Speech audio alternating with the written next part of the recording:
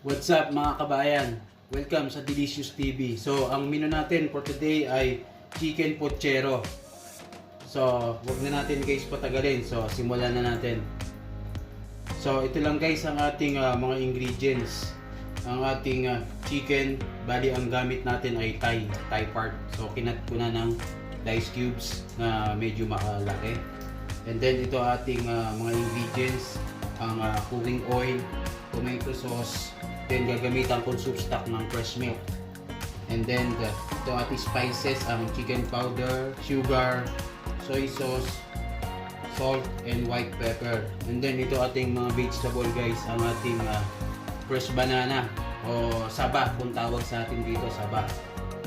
And then ang ating string beans o sitaw, carrots, potato, white onion, ginger, and garlic. So, ayun na ang ating mga ingredients guys. So, simulan na natin.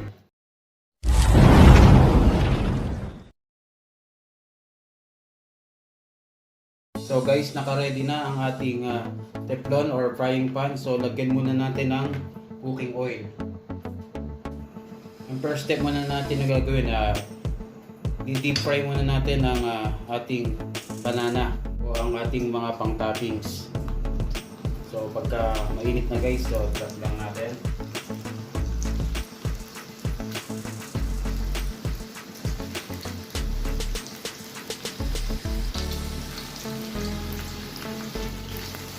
Then hintayin na natin guys munang maluto.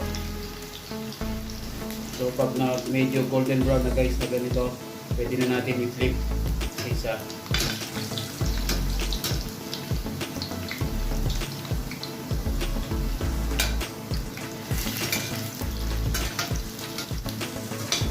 Then pagka well done na guys, i-alis na natin. Then ito na siya guys. Then i-next natin ang ating beans or sitaw.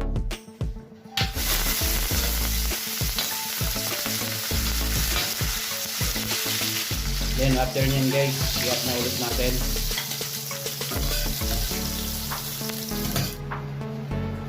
So next step na guys, i-sustain na natin ang chicken. So ilagay na natin ang ginger and garlic. Then ilagay lang natin guys. Continuous lang tayo sa pag-sustain. And ang ating white onion.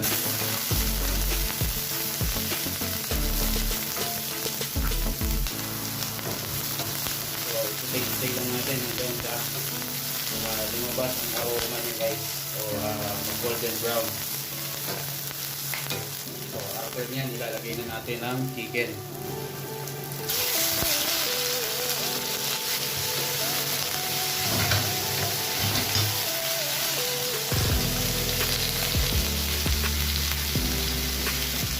So after natin ma-saute guys, ilalagay na ngayon natin ang mga spices niya. So unahin natin ang chicken powder, salt, sugar, white pepper, soy sauce, ng tomato sauce. So after nyan guys, ilagay na rin natin ang ating soup stock na fresh milk. So maglagay lang tayo ng 1 full cup fresh milk, 1 cup. Okay, tayo natin guys, already mix.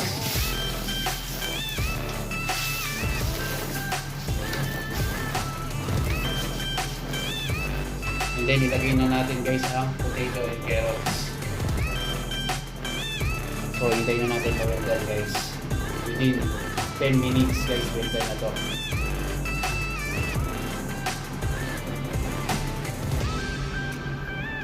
So after 5 minutes, mix lang natin guys para hindi tumikit.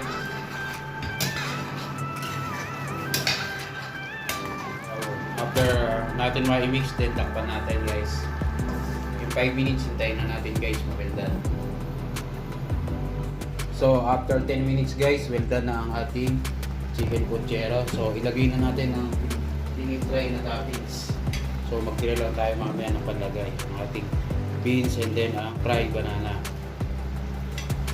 So guys, so i-off na natin ang fire and then let's plate mga guys. So ayan ang texture ng ating chicken potchero. So yun sakto lang sa ating plate guys. Delicious. Then ang ating natira na toppings guys, ang banana.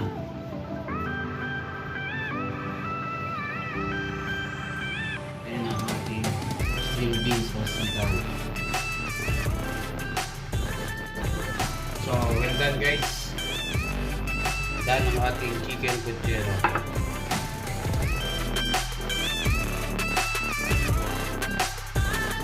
So thank you very much guys for watching. See you in my next video and God bless.